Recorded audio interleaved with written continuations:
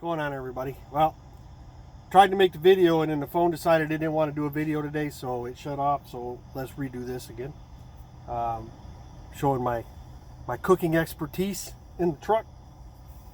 This is it's a small crock pot. It is for 110 outlet.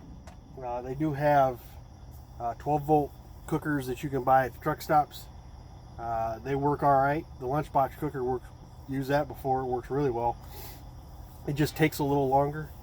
I've put some slices of pork tenderloin that was in the freezer in here, just because it's black pepper seasoned, and it adds flavor to everything else. So that's my flavoring. And then what I have here is a boneless pork chop. So I'm gonna take my frozen boneless pork chop, and I'm gonna lay that in the bottom. All right, so far so good. Let's see here. I am gonna get my veggies, my vegetables, and we'll buy a bag of mixed vegetables. Got carrots, broccoli, and cauliflower in it. Let's open this up. It's already been opened, but I stapled it shut. Put it back in the refrigerator. So I'm gonna take some broccoli, spread that around. That's a big piece of cauliflower. Let's try smaller pieces. And yes, my hands are clean. We're gonna throw some broccoli around there. We'll go ahead and see if we can't break this bad boy into some smaller pieces. I really like broccoli. Or not broccoli, cauliflower. So there we go with that. And we're gonna put some of the carrots in here. They're harder to get to because they always fall to the bottom of the bag. Let's see. Carrots. I want another carrot. Just because I do. Alright, so there's that. So now, one more thing, if I can get it in here. I normally don't put this much in just because, you know, it's a small crock pot. But I wanted to use up the rest of my tenderloin because I will be home in a couple days. Just real quick while we're doing this, I had a pretty good week. Last week was a crapshoot. But this week has turned out to be better. And this was the wife's idea. Potatoes, the small Petite Gold. Really good flavor in these potatoes. Actually, one thing I wish I would have gotten is butter. A little bit of butter, just a little sliver, throw it in here. Just for the taters. Let's see here. I got my handy dandy butter knife. You want to slice these open because, you know, potatoes are potatoes. And they take longer to cook most times. And if you slice them, they cook faster. Case in point, I made this, the first time I made it, I didn't slice the potatoes. And it cooked for, God, 3-4 hours. And the potatoes were still pretty hard. So I sliced them in half in the pot.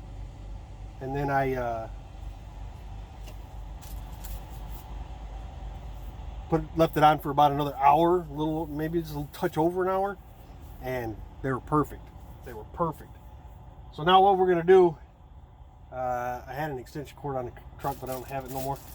We're gonna put that lid on there. What I could probably do, help keep the heat in a little better, is we're just gonna roll that all on top. And then we'll just set the lid on here. We might set something on top of it. help. Not sure what, but anyway. And then I'll have to set it in the floor because my plug is down here, and I got my old man CPAP machine behind the phone at the moment, propping it up. And yeah, so I'm gonna set it in the floor. I got done early today. It's 1:14 in the afternoon. I don't pick up my next load till tomorrow, around noon-ish. So I got time. And I got a breakfast sandwich in here. I'm going to heat that up real quick. And then I'll plug the crock pot in, because running the microwave and the crock pot puts a lot of stress on the inverter and the batteries in the truck. So try to stress those as little as possible, because I don't want to be buying batteries early. Although the warranty on these batteries that came in the truck is 100,000 miles. So if they're going to go out, I guess it'd be best if they went out before then. I have to wash that. I'll do that when I go in and take a shower later. But yeah, that's dinner. I got my veggies, I got my meat, got taters, and in about 3 or 4 hours, I'll have dinner. Life's good. Life's good when you can do this. Normally, I'd set it all up like when I stopped to take a 30. I'd put everything like this, set it in the floor, plug it in. I haven't had any issues, even with some of the crappy roads that we drive on, with it falling over or getting tipped over, knocked over, or anything like that. So yeah, if you want to eat better and a little cheaper, best way to go. Yeah, it's a little bit of work, but you know what? Either you spend 5 minutes in your truck doing this, or you spend 20 minutes walking in and out of the truck stop buying some fat man food, which I do. But that's my video. Other than that, everything's going pretty good. Like I said, this week's good. Last week, not so much.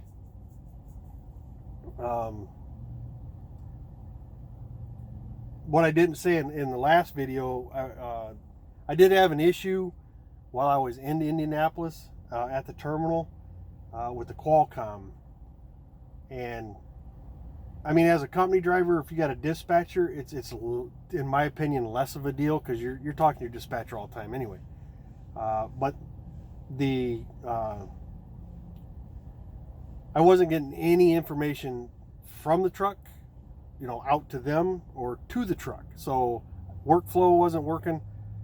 Nothing was working. It was dead. Couldn't get any messages. My BOA tried to send, forced a load to the truck, to workflow. That didn't help. I called in-cab, which is, it turned into a process. They started a ticket.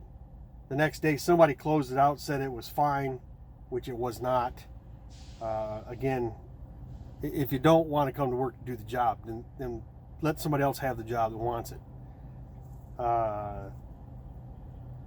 So I had to restart the ticket. Then I ended up in the shop. They replaced the antenna first. Logical guess. Not sending, not receiving. So they replaced the white box, which is normally mounted outside. Mine's mounted on the shelf. They replaced that. It did not help. Waited a couple hours, because their story was, give it a minute. Okay. So I waited a little while. Still nothing. Called back to the in-cab technical support people. They started another ticket because for some reason they have to start a work order before the shop can work on it. It's crazy. But they started a new ticket, and then that turned into a work order. Back in the shop it went, and this time they replaced the brain. And then the guy, again, give it a couple hours. Whatever. So I pulled around, parked, went inside, took a shower, grabbed some lunch from the grill. By the time I got back to the truck, everything was working. Everything was working. Took an hour. So all that time spent, and one black box later, we could have been out the door a lot quicker. So it did screw up last week because of that. Because I wasn't able to get out of Indy as soon as I had hoped. Because once I had decided to stay and everything got processed back into the system, as far as, back to normal, insurance is back on the truck, blah, blah, blah. Once that was done, I tried to book a load and I couldn't get it to come to the Qualcomm. And the first thought was, well, we can do it manually. Well, I'm not going to call every time I got to say I've arrived. I dropped my loaded. I dropped the empty. Here's the empty number.